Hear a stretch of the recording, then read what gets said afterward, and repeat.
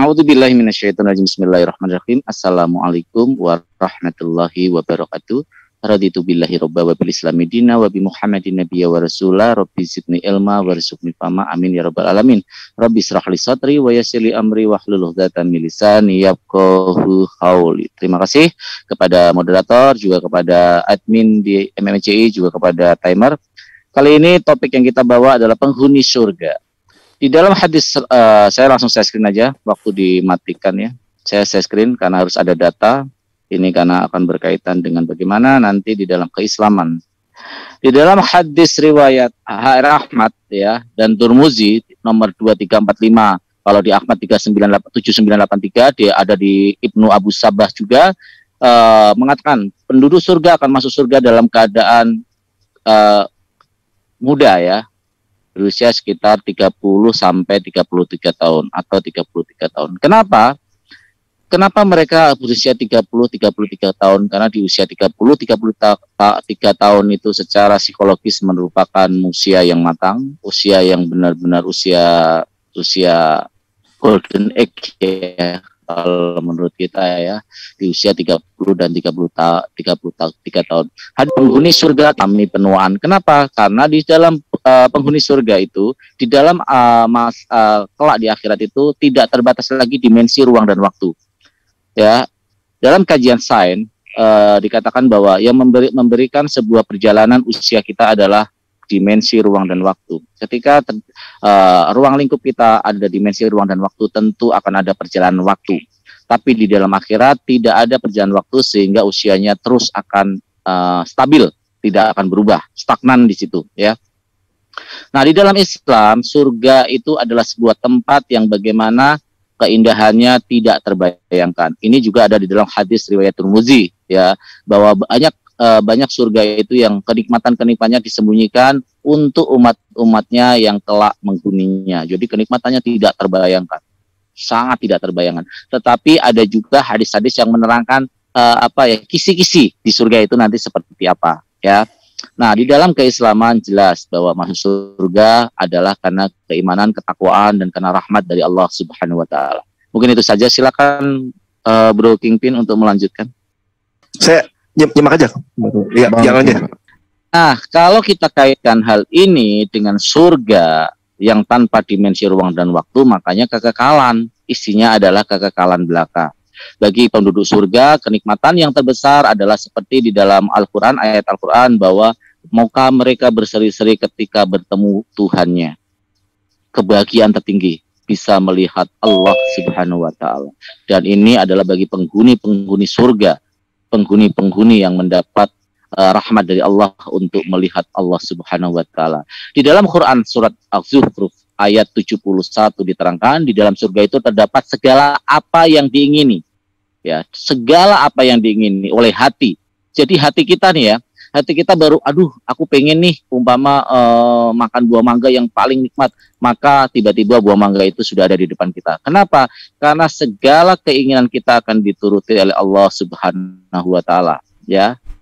Jadi kalau di dalam surga Islam jelas semuanya akan dikabulkan oleh Allah, segala permintaan kita. Karena apa? Segala yang haram di dunia akan menjadi halal. Haram menurut dunia adalah sebagai ujian. Sebagai contoh, saya kasih analogi ketika di dunia. Ketika kita membaca buku pelajaran, ya, membaca buku panduan pelajaran di sekolah, ketika ulangan tentu itu adalah masa haram, nggak boleh. Ketika kita ulangan ujian, kita membaca buku panduan atau buku pelajaran, buku pegangan, tentu nggak boleh. Karena itu diharamkan. Tetapi setelah ujian, maka kita bebas untuk membaca buku. Seperti itu juga dunia bagi orang muslim. Dunia bagi orang muslim ini adalah penjara dan sebagai ujian-ujian kita untuk beramal baik, bertakwa kepada Allah Subhanahu wa Ta'ala. Sehingga kelak ketika yang haram-haram itu, ketika dilarang, ketika di surga, maka segalanya dihalalkan. Karena itu adalah sebagai hadiah buat kita yang menahan hawa nafsu. Contoh, kalau kita makan babi seumpama haram ya di dalam dunia, di surga tidak ada lagi haram. Tetapi babi yang kita nikmati bukan kayak babi di dunia. babi yang sehat, tidak menimbulkan penyakit, tidak menimbulkan hal-hal yang berbau merugikan, karena di dalam surga tidak ada hal-hal yang merugikan seperti itu. Di dalam HR Bukhari nomor 3244, juga di HR Muslim 2824 diterangkan, aku telah siapkan untuk hamba-hambaku yang soleh nikmat surga yang belum pernah dilihat oleh mata. Jadi belum pernah dilihat oleh mata, ya, dan belum pernah terbayang dalam hati manusia. Bayangkan, sesuatu yang tidak pernah kita lihat, sesuatu yang tidak pernah kita bayangkan, keindahan dan kenikmatannya begitu luar biasa. Kenapa? Di dalam Islam itu makanya ada namanya hukum punishment, reward and punishment. Segala sesuatu jika kita mengikuti kehendak Allah Subhanahu wa taala, perintah-perintah syariat yang diturunkan kepada Nabi Allah Muhammad sallallahu alaihi wasallam, tentu kita akan mendapat pahala dan balasannya kelak adalah surga. Tapi jika kita melanggar perintah-perintah Allah melalui syariat Nabi Allah Muhammad sallallahu alaihi wasallam, tentu ganjarannya adalah neraka. Sehingga surga dan neraka adalah sebagai balasan. Karena saya bilang analoginya, hidup di dunia ini bagi orang-orang muslim, orang-orang beriman adalah penjara atau ujian. Terima kasih moderator. Baik sekali ya opening statement dari Bang Farhan, menjelaskan begitu komprehensif surga bagi umat muslim. Untuk selanjutnya opening statement dari pihak Kristen. Silakan Bro, opening statement secara komprehensif.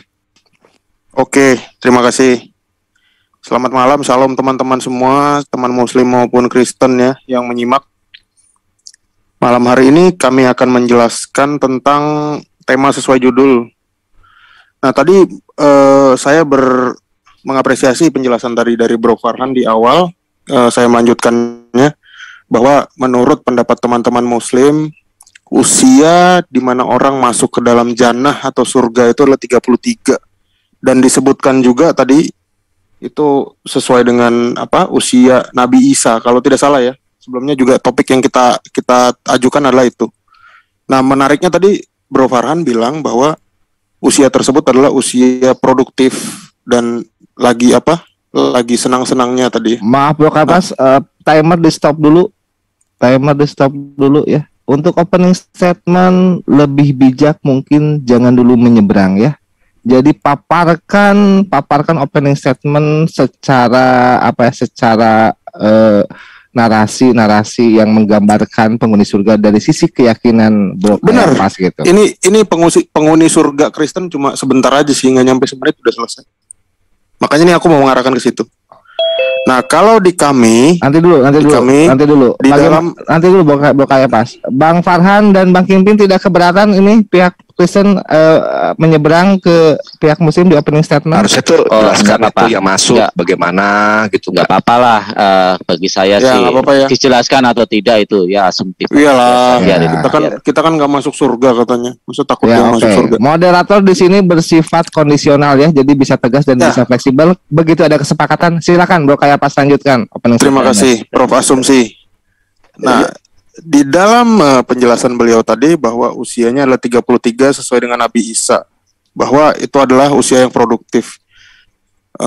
Ini benar ya, kalau saya pikir benar juga. Memang usia produktif mungkin sekitar segitu, bukan 40 tahun. Karena 40 tahun pasti kurang produktif. Kemudian konsep surga yang dipaparkan oleh saudara saya Farhan tadi, itu juga mirip, tapi sangat mirip dengan konsep hikmat yang dijelaskan oleh Rasul Paulus ya, di mana Rasul Paulus itu juga pernah berkata dalam 1 Korintus 2 ayat 9, tetapi seperti ada tertulis ya, apa yang tidak pernah dilihat oleh mata dan tidak pernah didengar oleh telinga dan tidak pernah timbul dalam hati manusia, semua disediakan Allah untuk mereka yang mengasihi Dia. Kalimat ini sama persis titik komanya dengan hadis yang dibunyikan oleh Ibnu Abbas tentang ucapan Rasulullah terhadap surga. Nah, kemudian surga di kami itu bentuknya bagaimana? Surga di kami itu adalah tetap konsepnya adalah gereja. Karena hubungan dengan Tuhan itu adalah ibadah, maka di akhirat nanti, setelah akhir zaman, kami ini tetap bertemu dengan Kristus dan konsepnya adalah gereja. Bisa kita lihat dalam Wahyu 7 ayat 15. Karena itu mereka berdiri di hadapan tahta Allah dan melayani Dia siang malam di bait sucinya. Dan Ia yang duduk di atas tahta itu akan membentangkan kemahnya di atas mereka. Mereka tidak akan menderita lapar dan dahaga lagi. Jadi tidak ada makan dan minum ya. dan matahari atau panas terik tidak akan menimpa mereka lagi, sebab anak domba yang di tengah-tengah tahta itu akan menggembalakan mereka dan akan menuntun mereka ke mata air kehidupan. Dan Allah akan menghapuskan segala air mata dari mata mereka. Jadinya sudah tidak ada kesedihan. Tapi konsep yang kami tekankan di sini perbedaannya adalah di dalam surga Kristen tetap ada ibadah. Ibadah tidak dihilangkan seperti saudara-saudara Muslim. Karena Tuhan itu adalah Maha Besar, Maha Pencipta, dan Dia layak disembah segala zaman. Tidak ada henti-hentinya. Jadi konsep ibadah dan penyembahan serta kebesaran Tuhan itu adalah kekal. Gitu. Dilanjutkan, Brother Adrian. Kalau berbicara tentang kehidupan, ini suaranya jelas ya. Berbicara tentang kehidupan yang akan datang, zaman yang future gitu ya. Artinya kita berbicara tentang alam yang belum pernah kita kenal, yang belum pernah kita lihat gitu. Yang itulah disebutnya, makanya di dalam Alkitab yang seperti yang tadi saudara saya pas katakan, apa yang tidak pernah dilihat oleh mata dan tidak pernah didengar oleh telinga dan yang tidak pernah timbul di dalam hati manusia, semua yang disediakan Allah untuk mereka yang mengasihi Dia. Itu di dalam 1 Korintus 2 ayat 9 dan sama persis atau minimal identik dengan apa yang dikatakan saudara Farhan di dalam kitab yang dia kutip. Entah itu tadi hadis atau Quran, saya nggak tahu. Tapi itu sama persis oleh surat Paulus di 1 Korintus 2 ayat 9 seperti itu. Nah, oleh karena itu kita nggak boleh menyamakan keberadaan seperti apa kehidupan zaman sekarang ya, kehidupan di surga itu seperti zaman sekarang. Karena itu yang akan kita nanti di sana itu, di surga itu suatu hal yang belum pernah kita tahu. Itu tentu bukan dengan berbicara tentang ruang dan waktu. Seperti misalnya di doa Bapa kami dalam pembukaan kan. Doa Bapa kami kan itu disebutnya di Matius 6 ayat 9 kan. Itu surga itu adalah tempatnya Allah Bapa kan. Namun kalau kita mengerti hal ini secara huruf gitu, bahkan terjadi masalah, sebab jika Tuhan itu berada di dalam surga, maka surga itu adalah tempat, tentu surga itu lebih besar daripada Allahnya. Ini makanya diartikan kalau di dalam 1 Timotius 6 ayat 16 apa tuh? Dialah satu-satu yang tidak takluk kepada maut, bersemayam dalam terang, bukan bersemayam dalam tempat yang terang. Jadi bagi kami surga itu memang bukan tempat, tapi suatu keadaan di mana kita itu bersatu dengan Yesus Kristus, yang itulah di mana kemuliaan Bapa terdapat di dalam dirinya Yesus itu. Kira-kira seperti itu ya, tentang mengenai kehidupannya seperti apa nanti ya. Kalau kita berbicara nanti akan seperti ini, nanti akan seperti itu ya, itu bertentangan dengan kitab suci. Kitab suci yang kami imani bahwa itu adalah suatu hal yang belum pernah kita rasakan, belum pernah kita lihat, belum kita pernah bayangkan. Bagaimana kamu bisa berbicara tentang surga? Oke, waktunya habis, Glorion. Tapi opening statementnya sudah disampaikan secara lancar ya. Untuk sesi selanjutnya adalah tanya jawab sebanyak 2 sesi. Sesi pertama Muslim bertanya, Kristen menjawab. Itu yang bertanya 2 menit, yang merespon menjawab itu 5 menit. Jadi silakan Bang Farhan sama Bang Kingpin untuk melemparkan pertanyaan kepada pihak Kristen. Oke, saya akan mulai pertanyaan. Kalau di dalam Islam, di dalam Quran surat Az-Zukhruf, di dalam Al-Baqarah 102, di dalam Ali Imran 144, 145, 146, bahwa yang masuk surga adalah orang-orang yang bertakwa, orang-orang yang beriman, orang-orang yang dirahmati oleh Allah dan dikehendaki oleh Allah masuk surga. Tetapi dalam Matius 21 ayat 31, di dalam kekristenan, di dalam Matius 21 31 dikatakan, siapakah di antara kedua orang itu yang melakukan kehendak ayahnya? Jawab mereka, yang terakhir. Kata Yesus kepada mereka, Aku berkata kepadamu, jelas jadi perkataan Yesus, sesungguhnya pemungut-pemungut cukai dan perempuan-perempuan sundal akan mendahului kamu masuk ke dalam kerajaan Allah, artinya kerajaan surga. Nah, bagaimana konsep di dalam surga ketika perbuatan itu dihilangkan, perbuatan baik dihilangkan, bahwa yang masuk mendahului ke surga adalah pemungut-pemungut cukai dan perempuan-perempuan sundal. Di situ tidak diterangkan secara literal bagaimana maksudnya itu. Apakah karena perempuan sundal ini karena banyak menyenangkan orang? Ya mungkin saja, karena kan perempuan sundal ini banyak menyenangkan orang. Karena orang senang ya, banyak yang mendoakan dan masuk surganya Kristen ya. sorry. Silakan Bang Kingpin. Bang Kingpin buka. Cukup itu aja. Saya sama. Oh, jadi ikut satu pertanyaan berarti ya. Ini apa Bang Ya. Farhan mau menambahkan pertanyaan mewakili Bang Kingpin mungkin? Waktu masih Oke, ada. saya elaborasi lagi bahwa artinya kalau kita menuju kepada konsep yang masuk surga, jelas di dalam Al-Qur'anul Karim diterangkan yang seperti tadi surat Al-Zukhruf, Ali Imran, surat Ali Imran 144, 145, 146, surat Al-Azab, Al-Baqarah 102, Al-Baqarah 157, banyak lagi ayat-ayat yang menerangkan bahwa perbuatan baik dan dirahmati oleh Allah Subhanahu wa taala itu akan masuk surga. Ya, nah kalau begitu artinya ada parameter yang jelas. Perbuatan baik itu membuat sebuah impact. Allah Subhanahu wa taala berkehendak untuk memasukkan umatnya ke surga. Sebagai contoh analogi gini, ketika murid itu pintar, tentu tidak ada alasan walaupun kelulusan itu tetap ditentukan oleh kepala sekolah. Tidak ada alasan kepala sekolah untuk tidak meluluskan murid yang pintar itu. Tetapi jika kita masuk ke dalam Matius 21:31 jelas di sana dikatakan pemungut cukai dan Waktunya habis Terima Bang kasih. Farhan ya. Ya, jadi sudah jelas ya, sudah bisa ditangkap tadi pertanyaan dari Bang Farhan ya. Jadi rudal pertama dari pihak Muslim sudah diluncurkan. Silakan untuk direspon oleh pihak Kristen selama 5 menit. Baik. Silakan direspon. Oke. Ini pertanyaan cukup bagus. Sebentar aku mau coba share screen. Aku mau menjelaskan, ini bukan ngomongin surga. Ya. Kadang teman-teman baik mau Islam gitu, juga orang-orang Kristen juga banyak menyalahpahami kerajaan Allah itu adalah surga. Iya. Ya, tapi kita baca dulu. Pelan-pelan aja Pak, pakai bahasa sederhana karena mereka nanti akan muter lagi nanya ini. Iya, Bahasa sederhana aja. Jadi sebenarnya gini, ini kan tentang pertobatan. Sebab Yohanes datang, ini kalau kamu baca cukup dengan ini aja, akal dan pikiran aja, nggak usah perlu beriman gitu. Sebab Yohanes datang menunjukkan jalan kebenaran kepadamu dan kamu tidak percaya kepadanya. Ini Yohanes Pembaptis ya. Tetapi pemungut cukai dan perempuan-perempuan sundal percaya kepadanya. Biar kamu tahu ya, pemungut cukai dan perempuan-perempuan sundal itu adalah suatu profesi yang terhina, paling hina waktu itu. Karena apa? Pemungut cukai itu suka memaksa kan tentang bea pada waktu itu, dan perempuan-perempuan sundal juga seperti itu. Jadi itu adalah profesi yang paling dibenci lah ya. Dan meskipun kamu melihatnya, tetapi kemudian kamu tidak menyesal, nggak ada pertobatan. Nah, itu yang tentu orang-orang yang mendengar dan mau bertobat itu akan mendahului dia masuk dalam kerajaan Allah. Bukannya berarti di kerajaan Allah itu tempat para pesundal, itu adalah pemahaman yang salah. Itu bukan pemahaman orang Kristen yang dimaksud. Ini yang dituntut adalah pertobatan gitu loh. Seperti itu jawaban sederhananya. Ini tentang masalah cara baca yang salah aja sih menurut saya. Cara membaca yang salah dan gak tuntas. Kalau kamu membaca seperti ini, ya gini nih, bahwa ini tentang pertobatan. Tentulah orang-orang yang baik nggak peduli dia mau pendeta, mau apa di ahli Taurat, tapi dia nggak ada pertobatan, ya hancur. Dan bukan karena pemungut cukai atau pemungut cukai atau pesundal lantas dia langsung di neraka. Nggak kayak gitu juga toh.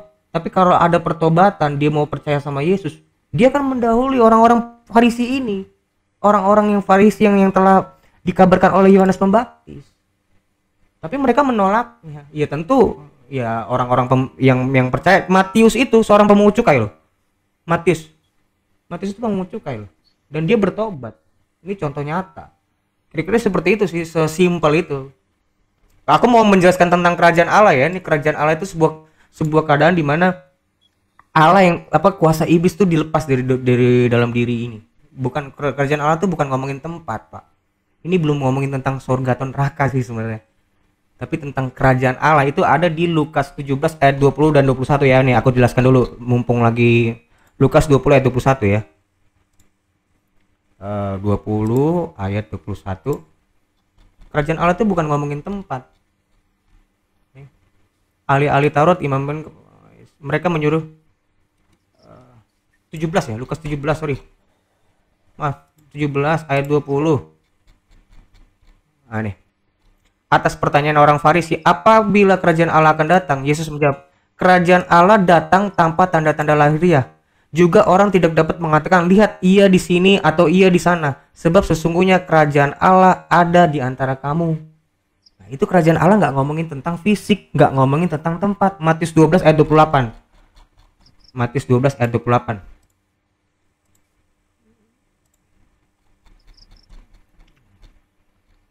Tetapi jika aku mengusir setan dengan kuasa Roh Allah, maka sesungguhnya kerajaan Allah sudah datang kepadamu. Itu loh maksudnya tentang kerajaan Allah. Ini belum ngomongin surga. Ya, ini jadi nggak ngomongin tentang tempat ya kerajaan Allah, tapi suatu keadaan di mana kuasa iblis terlepas dari diri manusia itu dan Allah lah yang menguasai dirinya. Yang bersemayam di dalam diri orang itu, yaitu melalui Roh Kudus yang mengerjakan dalam energinya ilahi itu, energi ilahi namanya. Energi itu apa ya bahasa Yunani ya, Prah? Energima itu adalah dia yang mengerjakan Roh Kudus. Roh Kudus lah yang mengerjakan Allah itu yang berada di dalam diri kita. Nah, kira-kira begitulah. Itu penjelasannya lebih dalam lagi. Prah, mungkin ada mau tambahin, Prah? Ya, yang ku tambahin mungkin bukan dari ininya ya, dari pertanyaannya, tapi dari bagaimana kita cara membacanya dulu. Baru akan muncul pertanyaan yang baik. Itu aja sih. Terima kasih. Waktu masih ada loh, masih 22 detik. Ya buat yang 22 detik kita kirim salam buat yang di luar sana yang menyimak ya. Salam. Halo, dadah. Salam, halo. Kami ada di sini. Shalom. Kami sama Muslim. Kami Muslim, sama Farhan. Udah Mas, nggak apa-apa, silakan. Oke, waktunya habis ya. Jadi bisa ditangkap tadi respon jawaban dari pihak Muslim, mungkin nanti bisa dipertajam di sesi itu oleh dari pihak Kristen, bisa dipertajam di sesi chest timer oleh pihak Muslim ya. Jadi intinya tadi pertanyaannya dijelaskan tentang surga, suatu keadaan, kerajaan Allah suatu keadaan, dan surga suatu kondisi. Itu dipertajam saja oleh pihak Muslim di sesi chest timer. Sekarang giliran pertanyaan dari pihak Kristen untuk direspon oleh pihak Muslim. Silakan, 2 menit untuk bertanya. Silakan Ade. Tafadol. Kita direspon dulu kan? Kita direspon dulu sama mereka, bukan? Nanti tidak, langsung bertanya saja. Ini hanya untuk pemanasan, meluncurkan rudal-rudal pertanyaan. Nanti di chest timer. Silakan untuk pihak Kristen bertanya. Baik, terima kasih atas kesempatan bertanya ya yang diberikan. 1 Korintus 2 ayat 9 itu disebut apa yang tidak pernah dilihat oleh mata dan tidak pernah didengar oleh telinga dan yang tidak pernah timbul dalam hati manusia, semua yang disediakan Allah untuk mereka yang mengasihi Dia. Ini tulisan Paulus. Ini kenapa bisa identik di, aku nggak tahu tadi mengutip apa ya, tapi di Quran atau hadis yang dikutip oleh Farhan. Apa ini? Kok bisa sama? Kebetulan sama kah? Atau bagaimana? Itu aja pertanyaanku dariku. Pra mungkin tambahin Pra. Ya, aku mau menambahkan tadi usia prima itu yang ada di surga tadi adalah 33 tahun, mengikuti usia Nabi Isa ya. Tadi disebutkan bahwa Farhan sekitar 30 sampai 33 tahun. Kita tahu dalam Lukas, Yesus memulai pekerjaannya pada usia 30 tahun dan dia mengikuti 3 kali Paskah. Dicatat dalam Injil Yohanes 2, Yohanes 6, sama Yohanes 11. Jadi usia dia diperkirakan dan secara tradisi Kristen tidak ada yang menyebut dia usianya pada saat disalib lebih dari 33 tahun gitu. Nah, anehnya saudara-saudara Muslim yang menganggap bahwa Isa ini tidak mati tetap menganggap bahwa Isa itu 33 tahun. Sebenarnya kan kalau dihitung dari tahun itu, sekarang udah 2022, mungkin usianya udah 2011 tahun mungkin ya kalau kita hitung. Berarti kalau patokannya usia Nabi Isa, mestinya usia orang di surga itu adalah 2011 tahun. Nah, anehnya kenapa 33 tahun? Monggo dijelaskan teman-teman Muslim. Terima kasih. Baging Pin. Ya, saya sebentar sedikit ya. Jadi gini, ketika diangkat ya ke langit ya, itu berarti samai itu tidak sama dengan yang nanti kita berakhir, itu jannah. Kalau di jannah itu kita tuh tetap kekal selamanya di sana gitu loh. Simpel itu. Jadi kalau di bawah ada 2000 saya nggak ngerti, bukan itu maksudnya gitu. Terus mengenai tadi apa yang pertama tadi saya lupa. Delian Korintus gimana? Kesamaan. Ya, persamaan. Kalau bisa tuh spesifik itu sama itu di mana, tampilkan hadisnya sama, atau misalnya ada Quran samanya di mana gitu. Nanti kita cek ke teks aslinya gitu loh. Itu aja ya. Silakan Mas Farhan. Oke, saya akan menjawab. Kalau gitu, kalau ada tukang cendol mati di usia 30 sama 33 tahun gitu, berarti itu meniru Yesus gitu ya. Jadi tukang cendol kalau boleh disamakan, Yesus itu tukang cendol. Kan nggak seperti itu pemahamannya ya. Usia itu kan tidak terbatas usia Yesus. Emang di dunia ini yang mati usia 30 sama 30 apa ya 33 tahun itu Yesus doang? Kan tidak. Yesus mati 33 tahun, banyak orang mati 33 tahun. Ini dari faktor psikologis dan memang di dalam Al-Qur'anul Karim, di hadis Bukhari jelas diterangkan di sana penduduk surga usianya adalah antara 30 sampai 33 tahun. Dan pertanyaan dari Rion, saya akan membawakan sebuah hadis, itu dari hadis Rion. Saya akan share screen ya Rion ya. Saya screen. Ya, di dalam hadis riwayat Bukhari 3224, Muslim 2824 dan yang lainnya. Aku akan siapkan untuk hamba-hambaku yang soleh nikmat surga yang belum pernah dilihat mata, belum pernah didengar telinga, dan belum pernah terbayang dalam hati manusia. Kalau narasi ini disamakan dengan surat Paulus, katanya saya malah meragukan surat Paulus itu. Artinya di sini hadis ini dalam literatur Islam, mana pernah orang-orang Islam di zaman itu hadis Rasulullah ini masa sih gitu meniru surat Paulus. Sorry saya agak ketawa ya. Artinya di sini narasi ini adalah narasi dari hadis ini termasuk hadis qudsi ya, hadis yang langsung disampaikan Allah Subhanahu wa taala kepada Nabi Muhammad SAW. Artinya di sini bahwa surga itu memang tidak terbayangkan, Rion. Kalau kamu bilang bahwa itu menjiplak atau ini, seringkali narasi-narasi yang dipakai oleh kekristenan ini selalu mengatakan menjiplak. Kalau saya bawa ke dalam kitab Weda di dalam surga Hindu, ya itu persis ada salah satu ayat yang sama persis dengan Bible. Apakah itu artinya Bible meniru? Contoh, di dalam perjanjian lama ada ayat persis yang diulang di perjanjian baru. Apakah artinya itu meniru, mencontoh? Kan nggak seperti itu pemahamannya ya, malah itu benar-benar jiplak, tidak berubah satu huruf pun ya. Nah di dalam hadis ini tadi diterangkan bagaimana kan mati suaranya bro, boleh interupsi. Bang Farhan ada gangguan kali, di pause dulu tadi hadisnya. Boleh gosin screenshot nggak? Oh, mas saya screen, silakan diseskin aja dulu. Atau bidadari. Kenapa? Aku boleh nanti terakhir aja. Aku mau habis Bang Farhan aja, habis Bang Farhan nanti dikasih kesempatan. Waktunya nanti ya Rion. Artinya di sini Rion, ketika Anda menarasikan bahwa itu meniru, ya nggak seperti itu. Meniru itu kan bisa dibuktikan bagaimana cara meniru, kecuali Rasulullah SAW membaca Bible, bisa dikatakan meniru gitu loh. Persamaan ini, kalau gitu saya bisa katakan dong, Yohanes 1 ayat 1 itu adalah meniru, menjiplak Platonis, pemahaman Platonis, Helenisme, ya. Tapi kan nggak seperti itu. Tapi saya yakin seperti itu. Sorry.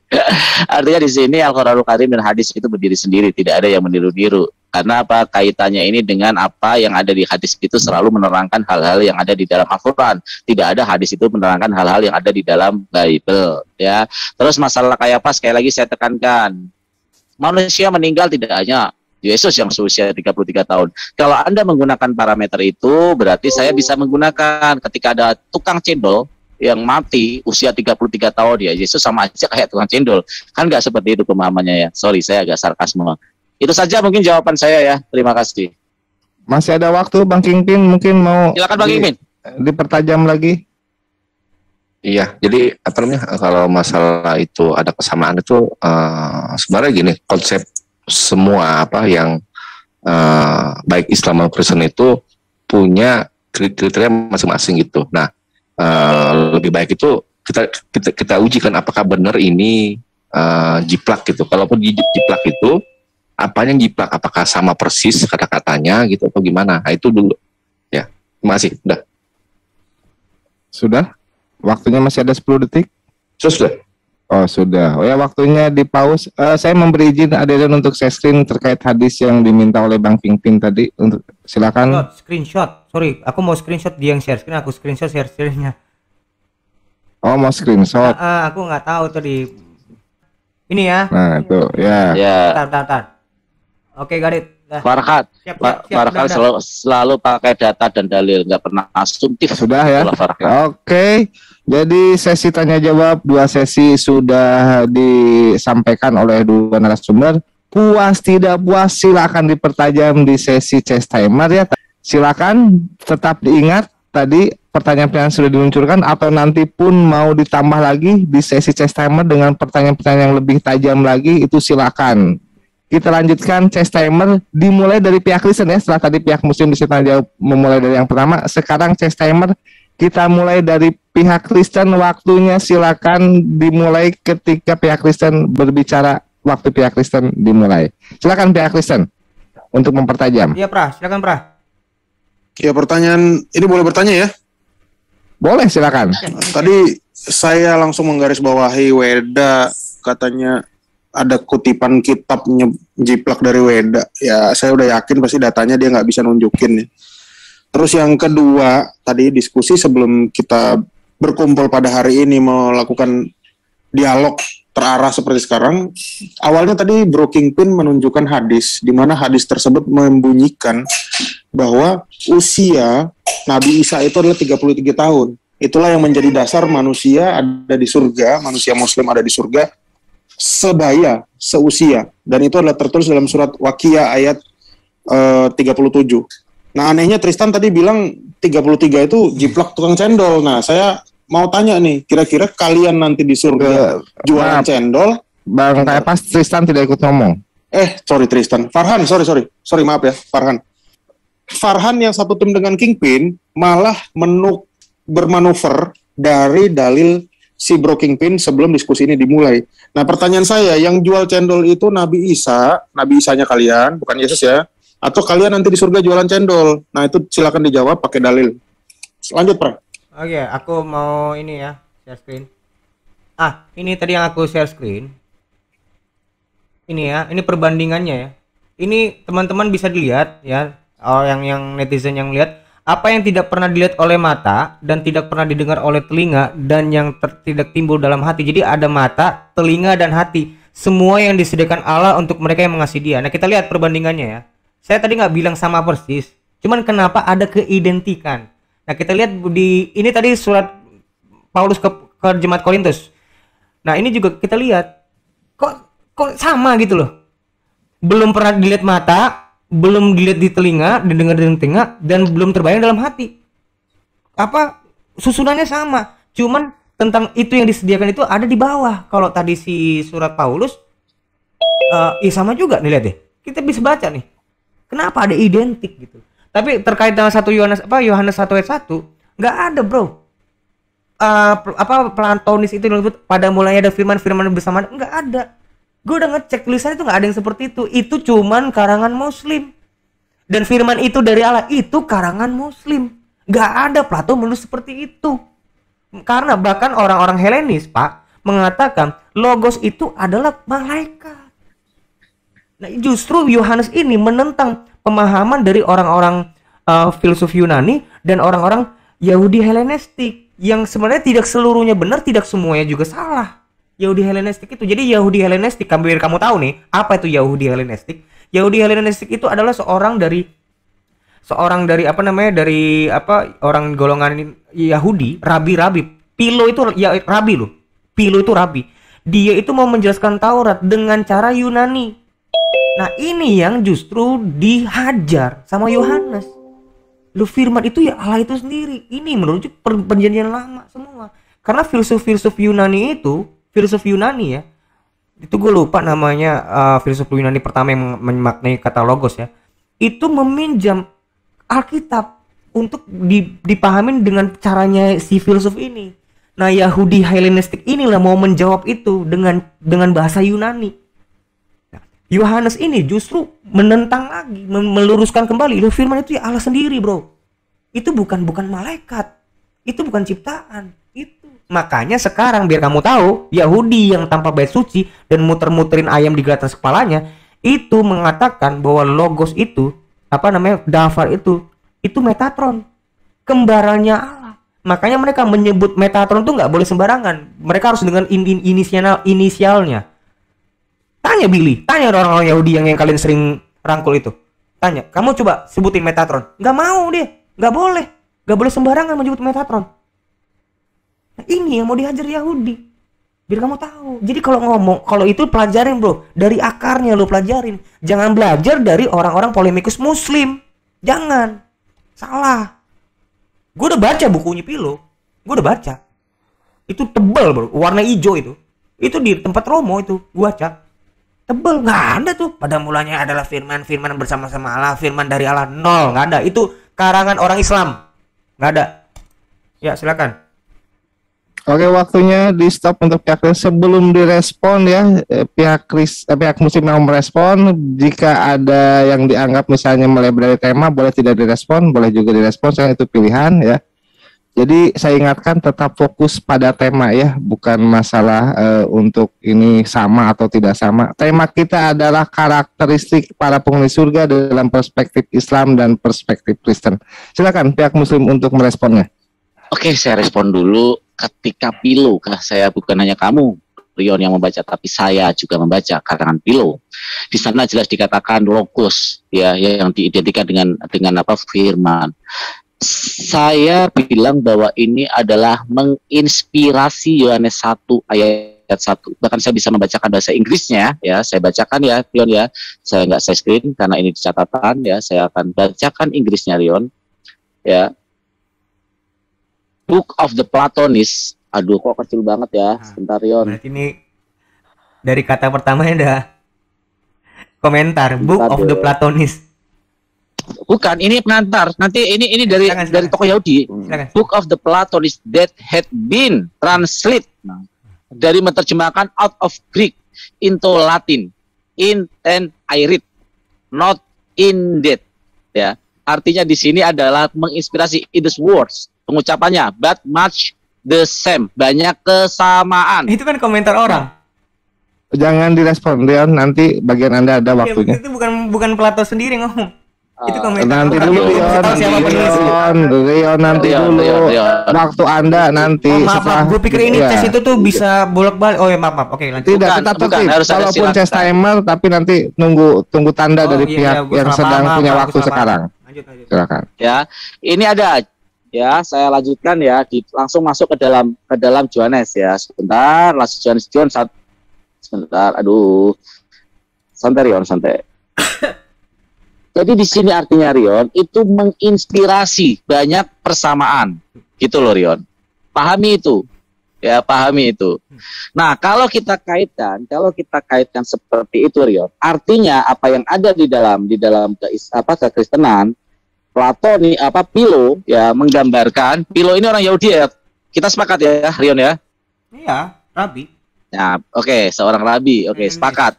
Dia mengatakan bahwa menginspirasi dari Platonis itu menginspirasi ruh dari ayat itu ya, ruh atau konteks dari ayat itu adalah Platonis. Nah, sebenarnya saya tidak mau membawa ke arah situ. Artinya jika ada persamaan dalam narasi itu bukan berarti mencontek. Justru itu yang saya bawa contoh. Saya tidak membawa bahwa Yohanes mencontek itu. Kamu harus pahami konteks dari argumen saya. Ketika kamu mengatakan kami mencontek dari hadis itu, saya kasih pembanding.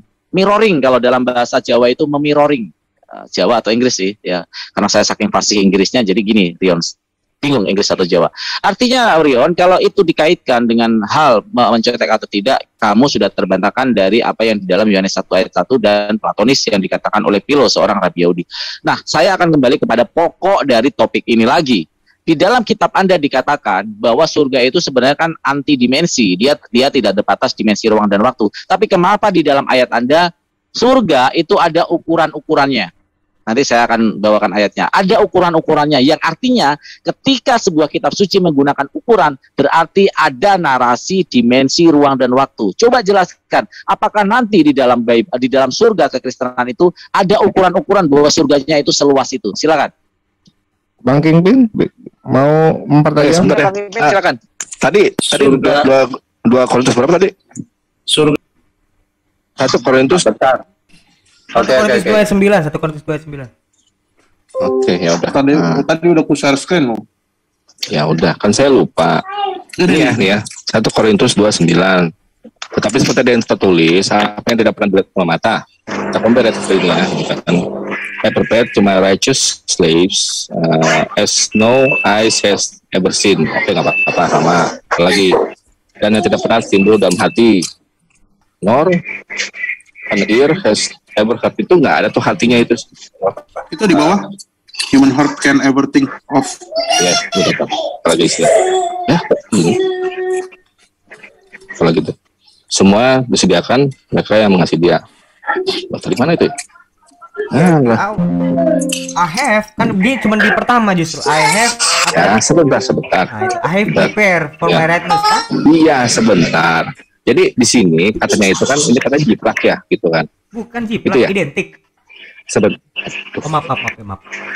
Iya, kalau identik itu berarti urutannya katanya tuh sama persis gitu.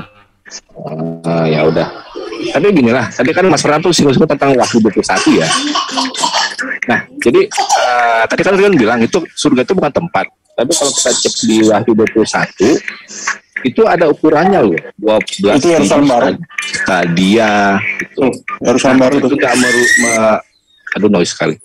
Kalau itu nggak merujuk suatu tempat gitu kan, kenapa tuh dipakai kata 12.000 stadia? Ini kenapa apa? Itu berapa meter sih atau berapa tahun cahaya gitu atau gimana lah gitu? Jelas ini merujuk suatu tempat gitu kan? Itu. Aja dulu. Ya, silakan. Aku nanggapin dulu boleh? Pertama, tulisan ini aku ambil. Ini sesuai dengan hadis-hadis yang lainnya. Lihat yang aku garis bawahi merah.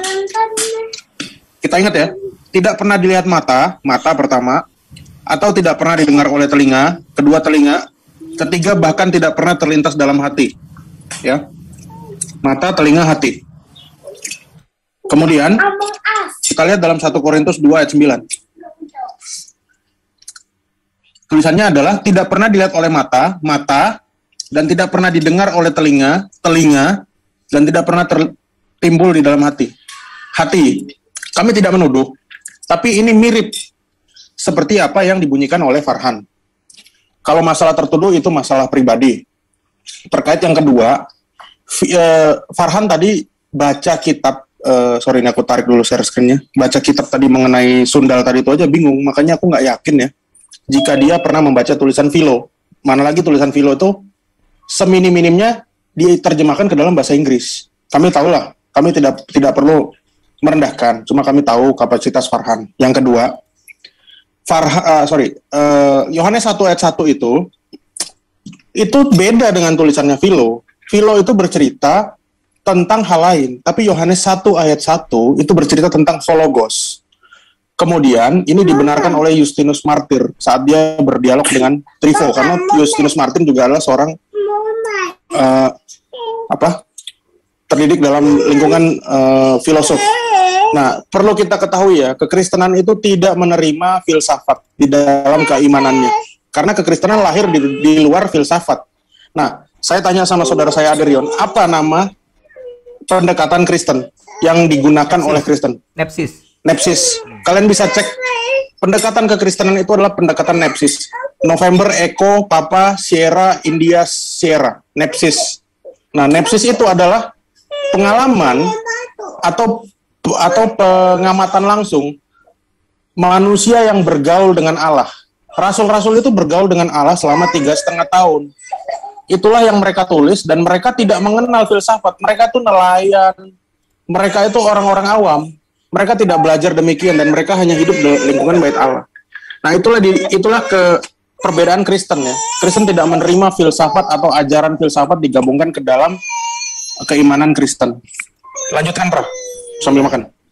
Nih, aku mencoba ya, karena gini ya, sejujurnya kitab Wahyu itu nggak bisa dimaknai secara literal. Contohnya ini aku contohin ya. Bentar. Nah, ini kan, ini bukan yang dimaksud. Temboknya besar, langit tinggi, dan pintunya gerbang 12 buah. Ini makna-makna simbolik. Contoh nih, yaspis. Apa nih yaspis? Yaspis, makanya kalau aku rekomen buat teman-teman. Seluruh, kan Yesus bilang di Lukas 24 ayat 44, seluruh tulisan Taurat, kitab nabi-nabi dan Mazmur itu menulis tentang dia. Lu cek yaspis itu apa di Perjanjian Lama? Itu tentang pakaian imam. Nih, ini haruslah 4 persegi lipat 2. Ini semua tentang pakaian imam. Dia tuh adalah imam dan dia mau menunjukkan Yesus inilah imam kita ini sekarang. Makanya lu cek nih imam ini. Yaspis tuh tadi di mana tuh? Lihat, lipat 2 sejengkal yaspis merah, krisolit, malakit, fajar. Ini kalau kita lihat itu ngomongin tentang itu. Pintu-pintunya sama persis. Dan ini adalah Yerusalem baru. Yerusalem baru. Ini Yerusalem baru, bukan surga. Surga. Makanya komprehensi membaca itu diperbaiki dulu, baru bertanya. Kami bukan maksud menghina ya. Ini memang harus kita sesama pendialog harusnya seperti itu. Yerusalem baru itu apa? Ya jelaskan dulu, Pra. Yerusalem baru itu apa? Karena mereka akan mikir ini surga. Yerusalem baru itu tuh ya tentang bersatunya antara mempelai pria dan mempelai wanita. Gereja itu Yerusalem baru itu. Mempelai wanita itulah kita itu disebut gereja. Itulah yang ini keadaan ada perkawinan. Keadaan di dunia. Jadi itu bukan tempat ya. Kamu mau bisa di mana, Pra? Bukan surga, berdosa, bukan surga. Bukan surga. Yang di Lukas itu loh. Tempat tapi bukan surga. Kalau surga bukan keadaan tempat yang bisa dihitung oleh satuan manusia, nggak bisa. Makanya gini, 1 Timotius 6 ayat 16. Ya, tadi kan gue nggak nunjukin ayat tuh. Karena waktu aja itu kan, bukan karena gue nggak mau. Kan? Dialah satu-satunya yang tidak takluk kepada maut, bersemayam dalam terang yang tak terhampiri. Dalam terang, bukan dalam tempat yang terang. Terang itu kan suatu keadaan. Itu loh maksudnya. Jadi tuh surga itu seperti apa? Gimana Aderian? Gue nggak tahu. Kita nggak tahu, Pak. Nah, Sang Bapa itu tidak akan bisa kita lihat. Terangnya itu hanya kemuliaan Dia yang meliputi Dia. Gue nggak ngerti, nggak ngerti seperti apa. Pertanyaanku tadi belum dijawab tuh tentang tukang cendol. Bisa dijawab nggak? Tentang tukang cendol tadi yang 33. Oh iya, dan ini Pra, dia Farhan ini kamu itu membandingkan yang enggak apple to apple. Tadi yang saya tunjukkan perbandingan antara surat 1 Korintus 2 ayat 9 dengan hadis itu cuman hanya susunannya aja berbeda. Susunannya doang berbeda. Cuman lu sama persis nih. Mata, telinga, hati. Coba cek di hadis, sama persis. Tapi kalau kamu, apakah kamu bisa menunjukkan perbandingan tulisan Yohanes dengan Pilo? Yang mana yang kamu maksud? Bisa nggak? Bingung, Bos. Bingung. Makanya ini yang tadi saya bandingin itu dua hal yang identik. Gue bilang identik. Tentu identik tuh ada. Ya namanya juga orang niru. Misalnya Sega ada tuh mereknya Tega. Tapi kan nggak benar-benar Sega kan? Tapi mereknya jadi Tega. Kelihatannya sama. Beda. Kasih Mbak. Itu namanya plagiat. Kasih ke Mbak. Itu menurut gue plagiat. Itu Tega ya. Gue nggak tahu kalau orang gue nggak ngomong hadis. Tapi ini liatin persis loh bro. Ini tulisan Paulus. Apa yang tidak pernah dilihat oleh mata ini lihat. Tidak pernah telinga. Coba kelihatannya bedanya di mana? Sama yang tadi. Sama share screen ini. Aku telah siapkan untuk hamba-hambaku yang soleh. Nah sekarang bedanya di Kristen itu yang disiapkan itu di bawahnya. Kamu pindahin ke atas doang. Lihat bedanya nih perbandingannya. Semua disediakan Allah ini di bagian terakhir. Kalau kamu dibuat bagian awal, aku telah siapkan untuk hamba. Sama, identik kan? Gitu loh. Ya silakan, Pra. Udah, silakan teman-teman Muslim. Boleh silakan. Oke, saya jawab langsung dan membuktikan bahwa Yerusalem ini menurut kekristenan sendiri, saya selalu menggunakan data dari kekristenan sendiri bahwa Yerusalem baru itu adalah di surga. Ya, ini ada JWRG itu adalah dari website kekristenan. Saya akan share screen ya. Tolong dong, jangan disautin dong. Saya diem loh ya. Suaraku masuk ya? Yes. Sorry. JW itu Jehovah Witness. Mic gue suara gue. Mic gue. Tolong dong, aduh, kalian nggak ada dong. Jangan mendistract ya. Nah, Yerusalem baru ada di surga. Setiap kali menyebut Yerusalem, kita selalu mengatakan bahwa kota itu turun dari surga dan pintu masuknya dengan dijaga oleh para malaikat. Ya, di dalam Wahyu 3:12, 21:12. Aduh, saya kok merasa merasa bahwa adat kalian nggak ada ya. Apa sih kalian itu? Silakan Aki Farhan dilanjutkan. Terlalu kekanak-kanakan kalian, childish banget ketika dengan tekun tadi saya mendengarkan dan mendengarkan. Karena bagi saya, ya kalian itu berasumsi kayak apapun saya akan dengarkan gitu loh. Tetapi ketika saya berbicara kenapa mendistract gitu ya. Dan saya menggunakan narasi mau itu Yehova, Yahavo, mau Yakobu kayak mau apa. Ini Kristen jelas. Berarti kalian beda dong dengan Kristen dengan Yehova ya. Saya menggunakan narasi dari kekristenan gitu loh ya. Artinya di sini ya saya menggunakan dari internal kalian sendiri bahwa kalian berbohong yang mengatakan bahwa Yerusalem baru itu bukan di surga. Artinya lucu kalau menurut saya, surga ada ukuran-ukuran kilometer. Luar biasa ya surga Kristen ya, ada ukuran-ukurannya. Nyangkul sekali. Terus tadi mengatakan cendol. Saya lucu, tadi saya bahasa sarkasme karena dia mengatakan bahwa hadis Rasulullah yang mengatakan di dalam surga nanti adalah usia 30 sampai 33 tahun. Terus disama-samakan, sama persis topik yang diangkat kemarin. Wudhu kita meniru Kristen katanya, sholat meniru Kristen.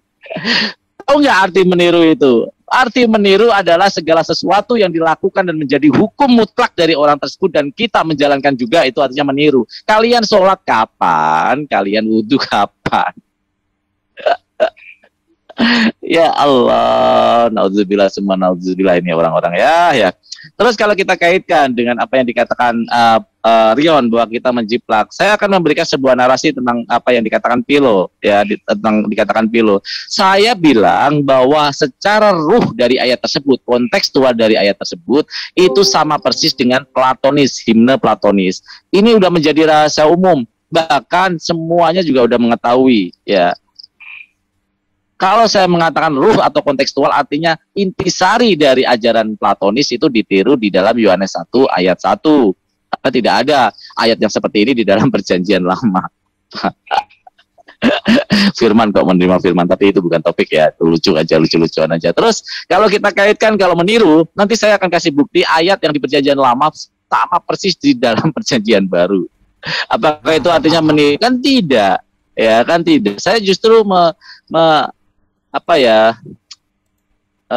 memberikan sebuah contoh gitu loh. Kalau ada kesamaan belum tentu itu mencontek. Kalau ada kesamaan belum tentu itu meniru gitu ya secara naratifnya.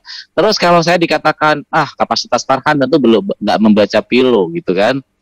Terima kasih sudah mengukur saya dengan ukuran-ukuran seukuran kamu kayak Fas. Bagi saya nggak masalah kamu mau mengukur atau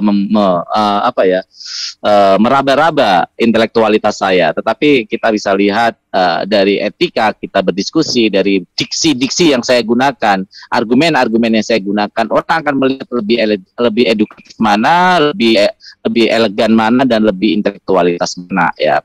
Kadang tukang jamu akan merasa selalu nomor satu, tetapi ya kita tahu itu ada kapasitas tukang jamu. Ya seperti bilang, ketika Yesus di surga nanti usia 30-33 tahun langsung dikaitkan dengan usia Yesus, bahwa itu adalah meniru dari usia Yesus. Ya saya lucu aja, makanya saya kasih contoh. Kalau gitu, kalau ada tukang cendol yang mati umur 33 tahun, berarti Yesus sama dong dengan tukang cendol. Ini kan sarkas kan? Kamu memahami bahasa sarkas saja tidak paham. Bagaimana kamu mau mengukur keilmuan saya?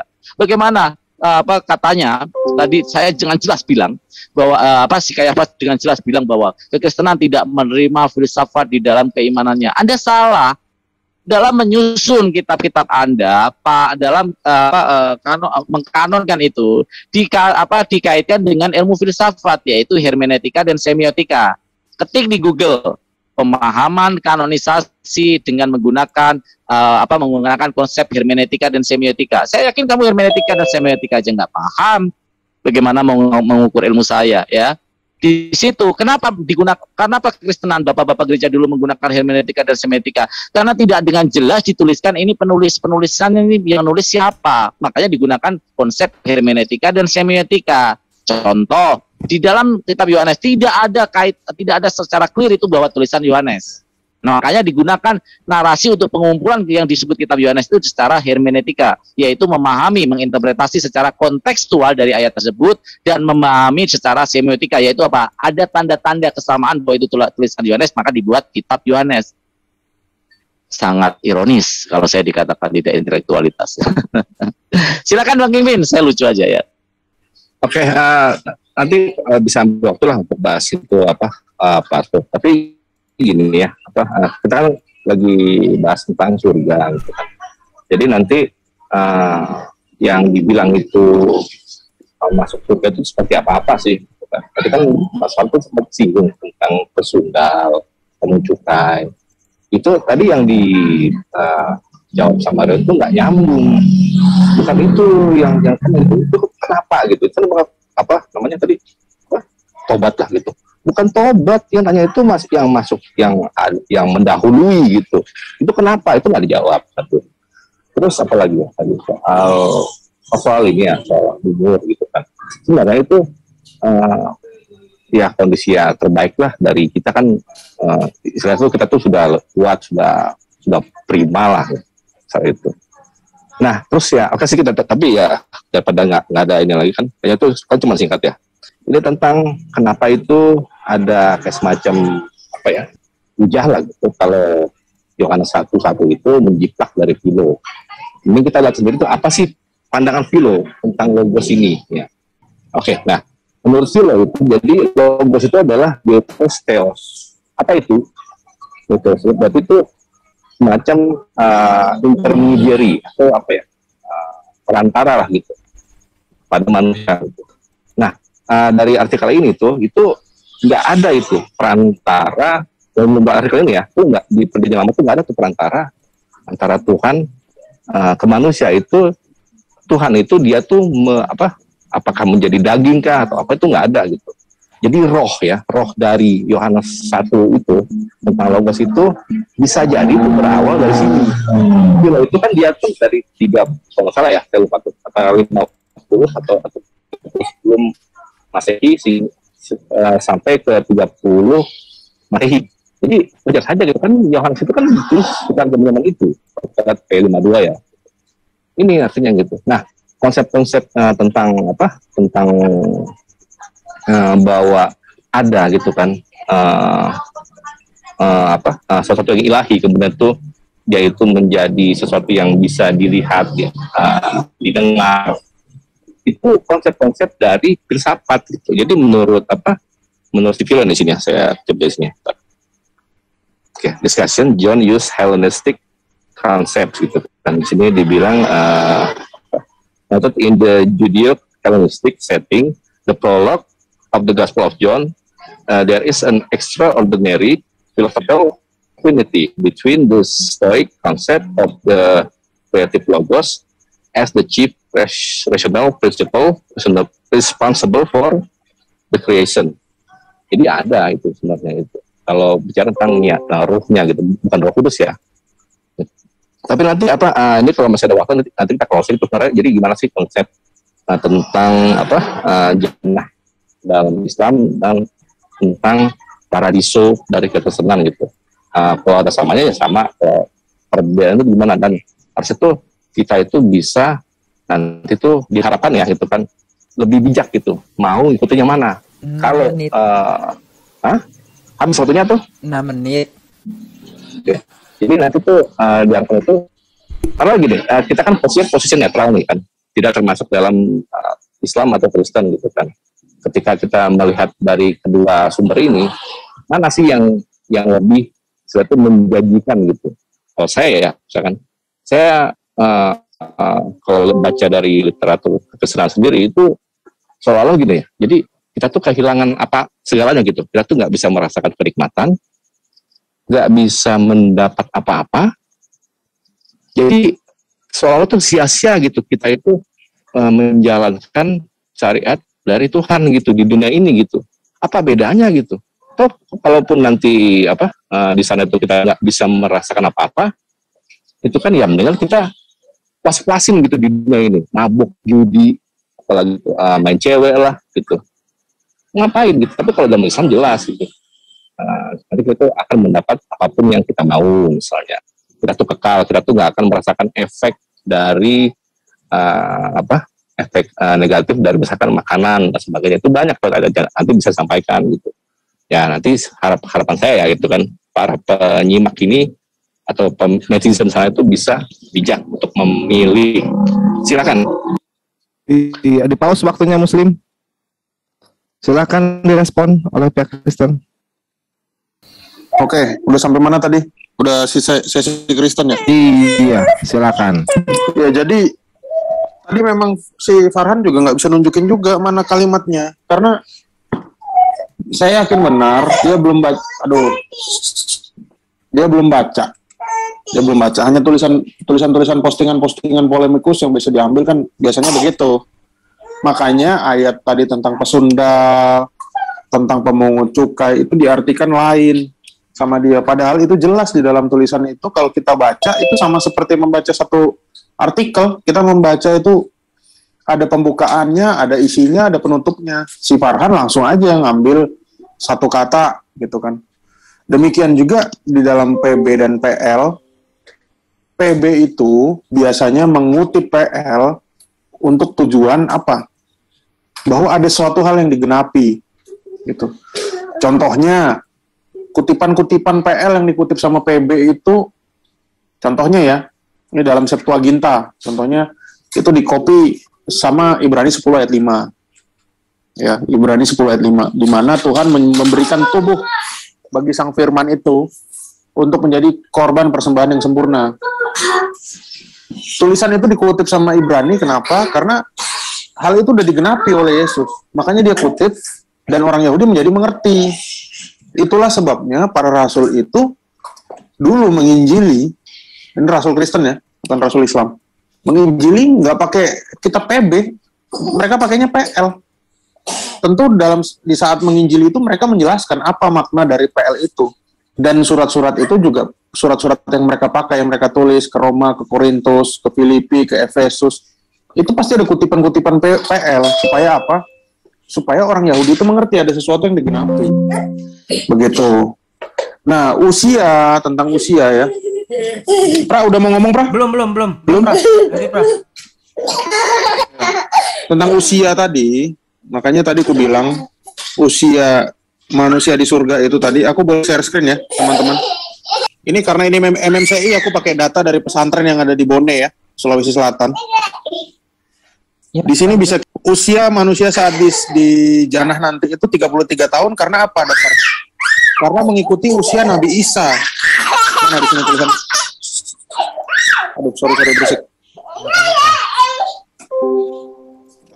Sorry berisik. Bentar, ada di sini tulisan seperti Nabi Isa. Seperti Isa, mana ya? Ini aku kasih aja di chat ya, di chat prom ya. Kita bisa cek. Nah, ini kan jadi pertanyaan, kenapa yang jadi patokan itu Nabi Isa? Padahal kalian punya 124.000 nabi dan rasul. Kenapa yang dijadikan patokan gitu loh?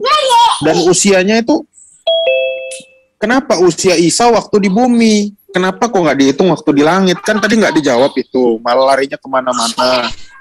Farhan kan harus membawa argumen yang dibawa dari teman debatnya sendiri dong. Jangan malah membantah gitu loh. Sebentar. Seperti Isa. Ya, daripada berlama-lama. Ini ya, ini link yang aku kasih. Cuma ini nggak bisa search ya. Bisa search nggak? Di sini dijelaskan bahwa apa? Mana tulisan seperti Isa. Coba di 3 garis. Oke, sebentar ya. Sebentar, ini scrollnya nggak kelihatan soalnya. Saya tadi data yang dipakai Kingpin itu mungkin diriwayatkan sama orang yang sama ya mungkin ya.